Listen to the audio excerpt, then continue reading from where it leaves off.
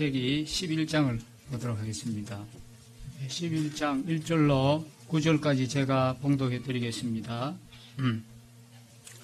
온 땅에 언어가 하나요 말이 하나였더라. 이에 그들이 동방으로 옮기다가 시날 평지를 만나 거기 거류하며 서로 말하되 자 벽돌을 만들어 견고히 굽자 하고 이에 벽돌로 돌을 대신하며 역청으로 진흙을 대신하고 또 말하되 자 성읍과 탑을 건설하여 그 탑 꼭대기를 하늘에 닿게 하여 우리 이름을 내고 온 지면에 흩어짐을 면하자 하였더니 여호와께서 사람들이 건설하는 그 성읍과 탑을 보려고 내려오셨더라. 여호와께서 이르시되 이 무리가 한 족속이여 언어도 하나이므로 이같이 시작하였으니 이후로는 그 하고자 하는 일을 막을 수 없으리로다.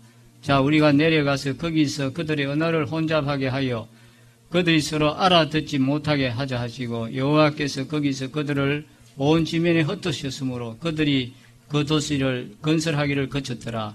그러므로 그 이름을 바벨이라 하니 이는 여호와께서 거기서 온 땅의 언어를 혼잡하게 하셨음이니라. 여호와께서 거기서 그들을 온 지면에 흩으셨더라. 그러면 오늘 그 창세기 11장 본문 말씀에서 오늘 제목은 그 주부에 있는 대로 바벨탑에서 얻는 교훈으로 이렇게 했습니다. 노아 홍수 사건 이후에 참 두 가지 좀 안 좋은 그런 사건이 있었습니다. 그 하나가 첫 번째는 노아의 세 아들들이 그 아버지가 술에 취해 있은 그 모습을 보고 아버지의 그 버거스름을 보고 함이 아버지의 모습 그 벗은 몸을 비웃고 또 셈과 야벳은 뒷걸음쳐서 아버지의 벗은 몸을 덮어주었던 그런 사건이 있었습니다.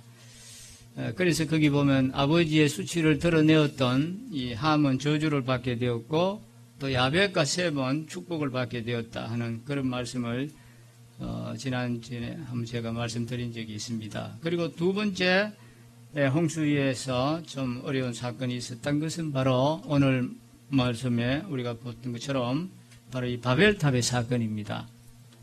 온 백성이 모여서 높은 탑을 만들어서 자기 이름을 드러내게 하고 한 곳에 모여 살기로 하자 하는 그런 계획 속에서 탑을 높게 쌓아 올렸습니다. 아마 이 탑을 높게 쌓는 데는 상당한 시간이 걸린 것 같습니다.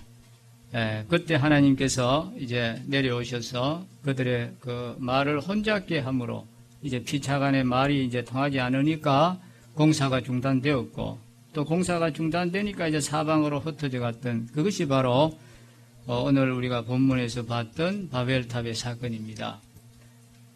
저 중동에 가면은 유브라테스 강이 있습니다. 그 근처에 또 이란이 있고 이라크가 있습니다. 유브라테스 강, 또 하류 지방 서쪽 그 강변에 보면은 그 옛날에 이 바벨탑의 유적이라고 불리는 그러한 곳이 지금도 보존되고 있습니다. 그때 만들어졌던 큰 벽돌들이 거기에 남아 있고 있다고 합니다. 이러한 이 바벨탑의 유적들이 지금도 있는 것을 볼 수 있습니다. 어쨌든 이 바벨탑의 사건이 오늘 우리에게 주는 교훈이 무엇인가? 오늘 우리의 생활 속에서 또 이 교회 생활 가운데서 이 바벨탑의 사건이 우리에게 무엇을 교훈하고 있는지를 오늘 한번 같이 살펴보기를 원합니다. 본문 오늘 말씀 가운데 이 바벨탑을 세우는 동기 중에 하나가 바로 이 4절에 있습니다. 왜 바벨탑을 세우느냐 하면 그 동기 중에 하나가 4절 그 중반에 보면은 우리 이름을 내고 이렇게 해놨습니다. 우리 이름을 내고 그랬습니다. 우리나라에도 그 여의도의 그 63 빌딩이 2002년까지만 해도 그 빌딩이 제일 높았습니다. 그런데 지금은 동부가 무역센터가 68층이고 이제 올해 연말에 이 완공될 롯데월드타운은 지하 6층, 지상 123층, 높이가 555m가 된다고 합니다. 아주 어마어마한 그런 높이지요. 우리의 기술과 우리의 힘으로 이런 건물을 세운다는 것은 참 좋은 일이고 우리가 자랑할 만한 그런 일이라 생각이 됩니다.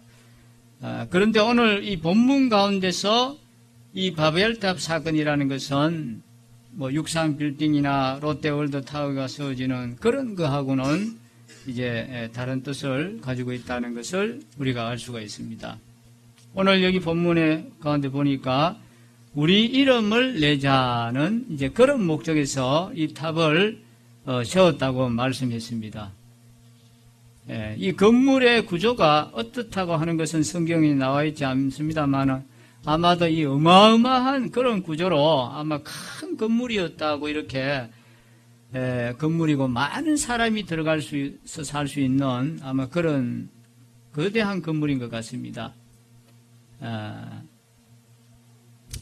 그런데 이 사람들이 자기 이름을 드러내기 위해서 시작한 일이 결국은 무산되어 버렸고 자기의 이름을 드러내지도 못했고 실패해서 사방에 흩어지고 말았습니다. 이 천지 만물 가운데 드러내야 할 이름은 누구의 이름입니까? 하나님의 이름밖에 없습니다. 오직 여호와 하나님 이 하나님만이 천지에서 주제가 되시기 때문에 그 이름이 영광을 받으시고 그 이름이 높아져야 되는 것이지 그 외에 어떠한 이름도 하나님의 이름보다 높아져서는 안 되는 것이고 또 드러내서도 안 되는 것입니다. 우리가 하나님의 이름을 높일 때에는 하나님의 이름이 높아지고 하나님의 이름을 높이는 그 사람도 그 이름과 더불어 같이 높아지는 것입니다. 그러나 하나님을 제쳐놓고 먼저 사람이 자기의 이름을 드러내려고 하면은 하나님의 이름은 낮아져 버리고 하나님의 이름이 낮아지는 동시에 그 사람의 이름도 역시나 낮아지고 만다는 것입니다. 그래서 산상수훈의 유명한 말씀 가운데 너희는 먼저 그의 나라와 그의 의를 구하라. 그리하면 내가 이 모든 것을 너희에게 더해 주시리라 그랬습니다. 이 말씀에 보면은 우리는 먼저 하나님의 나라와 하나님의 의를 구하라 그랬습니다. 그러면 우리가 무엇을 먹을까 또 무엇을 마실까 무엇을 입을까 하는 이러한 의식주 문제 또 현실의 문제도 해결된다고 했습니다. 여기에 우리가 우리의 그 두 가지 요구가 있습니다. 하나님 앞에서 그 의를 구할 것이냐, 즉 신앙의 문제를 높일 것이냐, 아니면 우리가 무엇을 먹고 마시고 입을까 하는 이런 일상생활의 문제를 해결할 것이냐 하는 것입니다. 그런데 분명히 여기에는 순서가 있습니다. 먼저 일상의 문제를 높이고 하나님의 영광을 구하지 아니할 때는 그 일상의 문제도 해결을 받지 못하게 됩니다.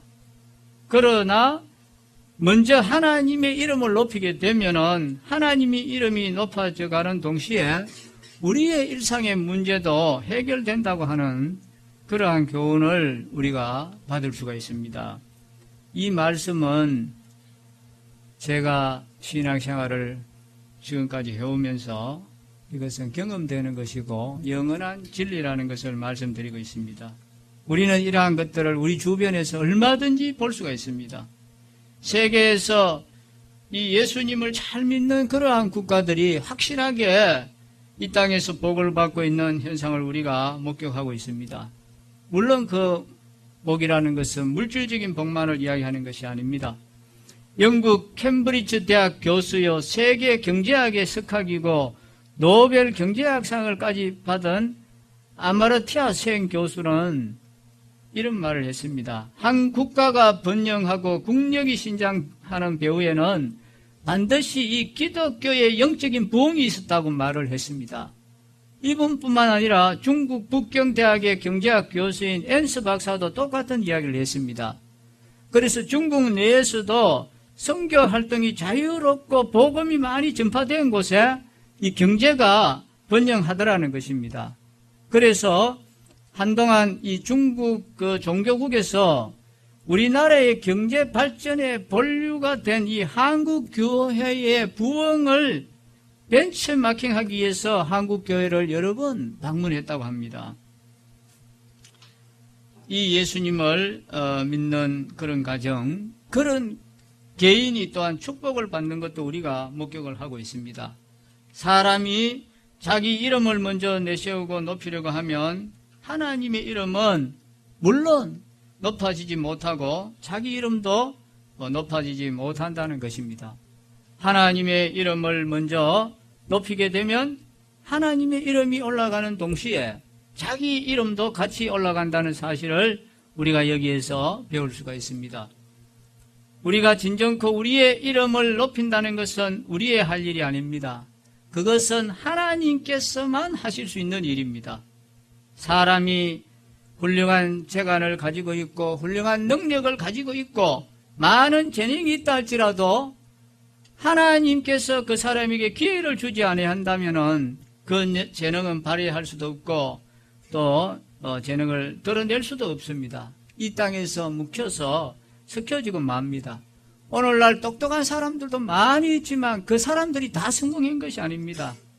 하나님께서 기회를 주셔야만이 우리가 자기의 재능을 발휘할 수 있게 되고 이 훌륭한 일도 할 수 있게 되고 또 남에게도 좋은 일을 할 수 있는 것입니다.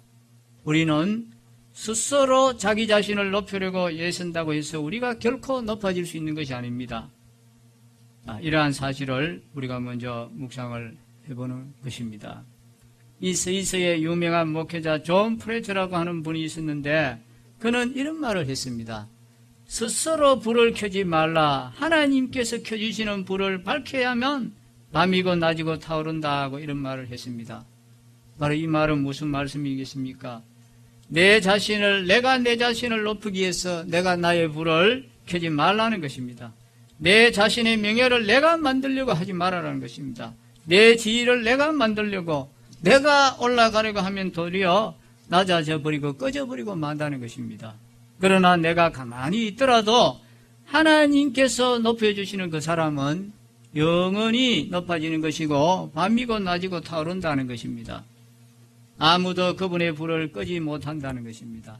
사람이 그 이름이 높아지는 것은 내가 할 일이 아니고 하나님께서 해주시는 일이고 우리의 할 일은 오직 하나님의 이름을 높이는 것뿐이라는 이 진리를 우리가 먼저 배우게 되는 것입니다. 그리고 두 번째로 이번에 이제 말씀을 드리고 싶은 것은 이 바벨탑을 샀다가 언어가 혼잡해지니까 이 말이 혼잡해지니까 일이 중단되었다고 했습니다. 이 사람은 언어를 구사하는 동물이라고 했습니다. 물론 이 동물의 세계도 언어가 있다고 합니다. 옛날부터 새들도 말이 있다고 해요. 그래서 새의 말을 알아채는 사람이 있어서 그런 말을 들을 수 있다고 한답니다. 또 동물에게도 언어가 있다고 합니다. 그래서 동물이 뭐라고 하면은 저거는 무슨 표시고 또 뭐라고 하면 저거는 무슨 이제 표시다고 하는 그런 말들을 듣는다고 합니다. 그런데 이러한 것들은 불과 몇 가지밖에 안 된다는 것입니다. 그러나 이 사람의 말이라는 것은 참으로 굉장히 지금도 계속 발달되고 있습니다. 얼마나 복잡하게 발달되고 있는지 모릅니다. 지금도 전 세계에 성경이 번역되어 있는 것만 해도 약 2,500방언이 된다고 합니다. 그렇게 많은 방언으로 성경이 번역되고 있습니다. 인도 같은 그런 큰 나라에 한민족인데 한이 족속인데 피차간에 통할 수 없는 그런 서로 대화가 안 되는 방언만 해도 굉장히 많답니다. 수십 종이 된다고 합니다. 그 외에도 또 작게 나뉘어지는 그런 이제 방언까지 한다면 굉장히 많다고 합니다. 인도뿐만 아니라 중국만 하더라도 북경 사람하고 이 광동 사람하고는 서로 말이 통하지 않았습니다. 지금은 이제 상당히 말이 통합되게 했습니다만은 하였던 서로 다른 방언들이 많은 것을 볼 수가 있습니다. 이렇게 전 세계에 많은 방언들이 있고 또 같은 나라 안에서도 다른 지방어들이 많이 있다는 걸 볼 수가 있습니다. 우리 한국만 하더라도 나라는 조그만 하지만 또 인구도 그렇게 많지 않습니다만은 방언이 얼마나 많습니까? 경상도 방언이 있고 전라도 방언이 있습니다. 전라도 방언은 제가 전혀 이해를 못하는 그런 단어도 제가 들어본 적이 있습니다. 또 한경도 방언도 있고 평안도 방언도 있고 제주도 방언도 있습니다. 제주도는 말이 얼마나 다릅니까? 그래서 이런 옛날에 그 노래 있지요. 혜은이가 불렀던 노래. 바람 부는 제주에는 돌도 많지만 인정 많고 마음씨 고운 아가씨도 많지요. 감수강 날 어떡하랭 감수강 설랑 사람 보낸 시행 가거들라 혼자 없으에 이 말 알아듣겠습니까? 저거 청소년 때 이거 좀 많이 들었는 노래인데 그 뜻도 모르고 불렀어요. 근데 그 뜻이 보니까 가시나요 가시나요 날 어쩌라고 가시나요 서러운 사람이 보내드리니 가시거든 얼른 돌아오세요. 이런 뜻이에요. 우리 정기훈 형제님은 제주도 사람이니까 잘 알아듣겠지요. 우리는 저걸 잘 몰랐습니다. 예. 또 이 같은 우리가 경상도 하더라도 경상북도 말이 다르고 남도 말이 다르고 또 같은 경북이라도요 대구 말이 다르고요 이 안동 말이 다른 걸 봅니다. 이렇게 많은 차이점을 볼 수가 있습니다. 이 사람의 말은 굉장히 발달되어 있다고 볼 수가 있습니다. 같은 말을 두고 말한다고 해도 그 말이 자꾸만 지금 바뀌어가고 있습니다. 우리 한국말도 자꾸만 바뀌어가고 있죠. 요즘 뭐 젊은이들을 쓰는 그런 문자는 우리가 잘 못 알아듣는 문자도 많습니다. 일본말도 바뀌어지고 영어도 마찬가지예요. 영어도 옛날에 복잡한 영어를 요즘은 잘 안 쓰고 더 강력하게 자꾸 바뀌어지고 있습니다. 과거에 없던 말이 다시 새로 나오기도 하고 있던 말이 죽어 없어지기도 하고 뭐 히브리어 같은 것은 이제 고어가 되고 쓰지도 않지 않습니까? 그래서 이 끝없이 변해가는 것이 인간의 언어라고 볼 수 있는 것입니다. 그래서 언어가 굉장히 발달해가는 것이 바로 인간의 특색이라고 할 수 있는 것입니다. 그러나 언어가 발달한다는 것과 언어가 또 혼잡한다는 것은 이것은 문제가 다른 것이지요. 다시 말하면 발달한다는 것은 좋은 것이지요. 그러나 혼잡하다는 것은 좋은 것이 아닙니다. 언어가 많다고 해서 혼잡한 것이 아닙니다. 언어가 적어도 혼잡할 수 있는 것입니다. 바벨탑 사건으로 언어가 혼잡하더라는 말씀은 피차가 알아들을 수 없는 혼잡한 말이 되어버렸다는 그런 말씀이지요. 이 언어가 혼잡했다는 것은 바로 이 사상이 혼잡해져 버렸다는 것입니다. 그래서 우리도 그런 말 하잖아, 그죠? 우리는 아무개하고는 말이 안 통한다 이런 말 잘하지요. 누구하고는 참 말이 안 통해 이런 말을 합니다. 그것은 말이 어려워서 안 통하는 것이 아닙니다. 말은 다 할 수 있는데 같은 말을 하는데도 피차 간에 말이 안 통한다는 것입니다. 내가 이렇게 말하면 저 사람은 저렇게 이해해버리고 내가 내 말을 그분이 이해하지 못하고 또 그분의 말도 내가 또 이해하지 못하는 경우에 이런 경우에는 문제는 이 말의 차이점이 아니고 사상의 차이점이고 생각의 차이점 때문에 그런 것입니다. 생각이 달라지면 말이 피차간에 통하지 않는 것입니다. 사상이 잘 통하면 한마디 할 때 저 편에서는 10마디 다 알아듣습니다. 그런데 입만 열면 저 편에서 벌써 무슨 말을 하는지 다 알아듣습니다. 부부간에는 표정만 봐도 우리가 다 이해를 하고 마음을 다 읽을 수 아니십니까? 그런데 이 사상이 통하지 않으면 10마디를 해도 그 상대는 한마디도 못 알아듣습니다. 말이 통하지 않은 이유가 바로 이 사상이 통하지 않기 때문에 그런 것입니다. 그래서 인간 이 역사에서 가장 큰 비극의 하나가 이 사상의 불통이 아닌가 생각을 해봅니다. 이 남한하고 북한하고도 얼마나 이 사상이 다릅니까? 같은 민족이지만 이 생각의 차이가 너무나 큽니다. 이것은 분명 인간 사이의 크나큰 불행이고 크나큰 문제가 아닐 수 없는 것입니다. 그래서 지금 시대는 이 새로운 아이디어를 통해서 이 사회가 계속 발달해가고 사회가 전진해가는 참 좋은 면이 있습니다만은 또 나쁜 면도 있습니다. 너무 이런 그 정보 시대에 살기 때문에 우리의 사회가 후퇴되고 이 복잡해지는 그런 경우도 참 많이 있습니다. 그러면 무엇 때문에 이 말이 달라지고 사상이 달라지는 것입니까? 그것은 첫 번째, 피차 간의 이해가 없어서 그런 것이라는 말입니다. 우리가 남과 더불어 대화할 때 그 사람의 말만 우리가 들어서는 안 됩니다. 그 사람이 지금 말하는 그 의도가 무엇인지, 그분의 생각이 무엇인지를 우리가 이해하려고 노력을 해야 됩니다. 그렇지 않으면 우리는 상대방의 그 의도를 잘 파악하지 못하고 오히려 건인을 말하는 그것을 무시해버리고 말꼬리를 잡아버리고 시비가 생기는 그런 경우도 있습니다.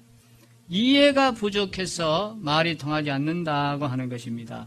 그리고 두 번째는 사람들이 각각 자기의 신분을 지키고 자기의 분야를 지켜야 되는데 자기 자신의 분야를 넘어서 월권을 하게 될 때 거기에 말이 통하지 않는 것입니다.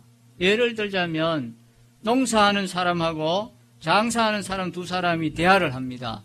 대화를 하는데 이 농사하는 문제는 농사분에게 맡겨야 되는데 장사하는 분이 그 농사하는 일에 대해서 많은 자기 주장을 하고 하면은 이게 참 어려움이 되는 것입니다. 의사소통이 잘 안 됩니다. 그래서 우리도 교회 안에도 보면 그런 것들이 많습니다. 우리가 받은 은사가 다 다르고 자기가 잘하는 분야가 다 있습니다. 자매들이라고 해서 부엌일을 다 잘하는 것도 아닙니다. 부엌일 잘하는 분들이 있어요. 그러면 그 일은 그쪽에 맡기면 됩니다. 똑같은 자매라 해서 그것까지 똑같이 주장해버리면 일하는데 굉장히 어렵습니다. 이것뿐만 아니라 여러 분야에서 마찬가지입니다. 그 잘하는 부분을 그분을 존중해주고 그분의 의사를 존중해주면 좋습니다. 그런 것들을 우리가 이제 하나씩 배워나가야 되겠죠. 자기 분야를 깨끗이 지키고 남의 분야를 남에게 맡겨서 그 분야를 존중해 나갈 때 이 말이 통할 수 있는 그런 길이 있는 것입니다. 그리고 세 번째는 전체를 앞세워서 생각해 나갈 때 늘 자기 개인의 이해를 앞세워 생각하지 않고 전체를 이렇게 생각할 때 말이 통할 수 있습니다. 전체를 다 같이 살아야 된다는 문제를 생각할 때 우리가 말이 통할 수 있습니다. 우리는 내 개인에게 안 좋다고 느끼지만 전체에게 유익하다면 우리는 그것을 시인할 수 있고 또 받아들일 수 있는 우리가 아량이 있어야 되겠습니다. 우리가 각 부서별을 맡아서 또 우리가 소속된 일을 우리가 하는데 하다 보면은 너무 우리가 자기 그 소속된 부서만 생각할 수가 있어요. 그러나 그것보다는 우리는 이 교회 전체를 생각할 수 있는 그런 아량이 우리가 필요하겠습니다. 그래서 하여튼 이 지금의 세계는 바로 이 혼잡한 세계입니다. 얼마나 이해타산이 얽히고 생각이 다르고 복잡한 그런 시대에 우리가 살고 있습니까? 또 같은 사회 속에서도 사람들이 몇만 모이면 의견이 다르고 말이 통하지 않는 그런 비극을 우리가 볼 수가 있습니다. 그래서 아마 현 사회가 바로 이 혼잡한 세계가 아닌가 이렇게 생각을 해봅니다. 그래서 이제 혼잡하니까 공사가 중단되었다고 했습니다. 좀 억지 같은 비유이긴 하지만 위에 있는 분이 이제 밑에 있는 분에게 물을 좀 가져오라 했습니다. 근데 이제 밑에 있는 분이 벽돌을 가져왔습니다. 그래 위에 있는 분이 물을 가져오라고 했는데 왜 벽돌을 가져오냐 하니까 이게 바로 물이 아닙니까? 이렇게 하는 겁니다. 그만큼 의사소통이 안 된다는 것이죠. 벽돌 한 개가 물 한 개를 가져오는 그런 이제 시비까지 벌어졌으니까 이 공사가 진행될 리가 없겠죠. 또 위에 사람이 이제 내려가라 했는데 올라옵니다. 왜 내려가라 했는데 올라오냐 하니까 왜 이렇게 올라오는 거 아닙니까? 이런 의사소통이 안 되는 그런 말을 하는데 어떻게 이 공사가 계속 진행이 될 수 있겠나 하는 것이죠. 그래서 합심이 되고 이해가 되고 사랑이 되어지면은 힘차게 갈 수 있는 세계인데 이 세계가 다 지금 갈라져 있고 하니까 도무지 일이 안 되는 것입니다. 우리 교회 문제도 바로 그렇지 않습니까? 사회 문제도 그렇지 않습니까? 국가 간의 문제, 세계 문제도 다 그렇지 않습니까? 단결되고 이해되는 사회는 빨리 전진해 나갈 수 있습니다. 그러나 분열되고 또 혼돈한 이러한 사회는 전진이 없다는 사실을 우리에게 교훈해 주고 있습니다. 이제 마지막으로 이 바벨탑 사건을 신약 성경의 사도행전 2장에 나오는 오순절 사건과 한번 비교해 보면 또 참 재미가 있는 부분입니다. 이 바벨탑의 사건은 오순절 사건에서 어떠한 뜻을 주고 있다고 이렇게 생각이 되는데, 다시 말하면 이 바벨탑에서 파괴된 이 사회가 오순절에서 복구가 되었다고 이렇게 말씀을 드릴 수가 있습니다. 바벨탑 사건은 말씀드린 것처럼 바로 이 혼잡의 세계입니다. 말이 통하지가 않고 사상이 통하지가 않고 그래서 하는 일들이 되지 않습니다. 그러나 사도행전 2장을 읽어보시면 이 오순절 사건은 통일의 세계입니다. 성령의 도우심 가운데 모든 사람이 하나가 된 사건입니다. 사도행전 2장에 사방에 흩어져 있던 사람들이 모여서 성령을 받고 하나님을 찬미하고 이제 이 교회가 탄생하는 그러한 것을 봅니다. 바로 이 통일의 세계입니다. 저기는 흩어지는 혼잡의 세계였다면 혼잡의 세계요, 같은 사람들이 혼잡이 되어버렸다면 또 사방에 흩어져 버렸다면 이 오순절에는 멀리 각처에서 저 멀리 로마에서까지 살던 사람도 왔습니다. 여러 지역에서 왔습니다. 여러 나라에서 왔습니다. 그런데 그들은 이제 베드로가 전하는 그 말씀을 자기 언어로 다 들을 수 있었습니다. 이 성령 강림을 통해서 하나가 되었다고 말씀할 수가 있습니다. 사람이 하나님의 은혜를 받을 때에 성령의 거룩한 이해 속에서 하나가 된다는 이것이 참 귀한 일이 아닌가 생각합니다. 우리 교회의 문제는 사람의 지혜나 또 사람의 이해타산이나 사람의 고집으로 이것이 해결될 수 있는 것이 아닙니다. 그러나 이 참된 성령께서 우리 마음속에 가마를 주실 때 그때 하나가 될 수 있습니다. 성령은 한 분밖에 계시지 않습니다. 한 분이신 이 성령으로 말미암아 우리가 참 올바른 이해의 하나가 될 수 있습니다. 참 사랑의 하나가 될 수 있습니다. 참 방향, 진로의 하나가 될 수 있습니다.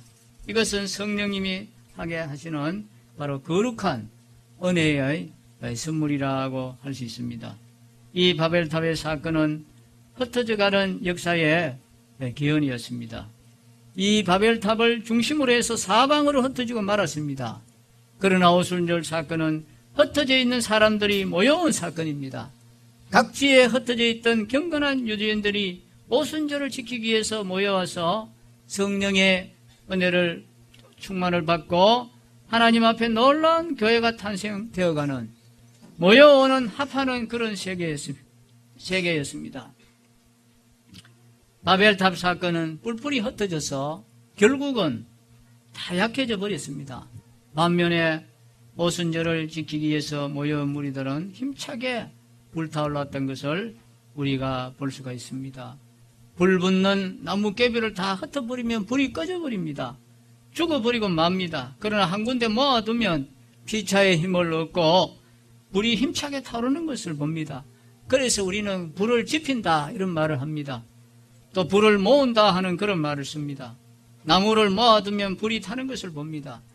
우리 믿는 사람들이 같이 모여 있을 때 갑이 받은 바 은혜가 을에게 전달되고 을이 받은 은혜가 또 병에게 전달되고 병이 받은 은혜가 갑에게 전달될 때 피차 간에 받은 바 은혜가 이제 서로서로 나누어지고 전달되고 피차 간의 경대가 될 때 전체가 힘차게 타오를 수 있는 것입니다. 흩어져 버리면 전부가 죽어버리고 마는 사실을 볼 수가 있습니다. 그래서 이 바벨에서 받았던 그 상처, 흩어져 가는 상처는 오순절 때에 다시금 합해져서 치유된다고 그렇게 볼 수가 있습니다. 그리고 이 바벨탑의 사건은 흩어져 사방에 유리하는 그런 근본이 되었고, 오순절의 사건은 하나님의 나라가 건설되는 그런 마당이었습니다. 우리 인생은 방랑이라는 그런 말이 있지 않습니까? 사람의 이 본성 가운데는 근본적으로 방랑하고자 하는 그런 본성이 있습니다.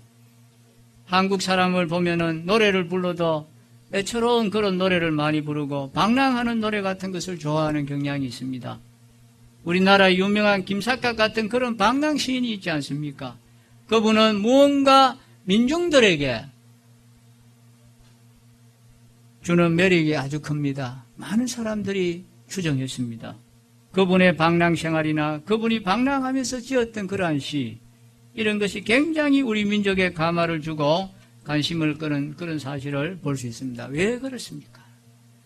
인간의 본성 가운데는 흩어져 가는 방랑하는 그런 본성이 있어서 그런 게 아니겠습니까? 이 본성이 바로 어디에서부터 왔습니까? 이것은 좋은 것이 아닙니다. 이것은 바로 죄의 결과로 온 것입니다. 인간이 잘못되어 가는 것입니다. 하나님을 떠나가는 이 방랑이 오히려 정상 궤도인 것 같습니다.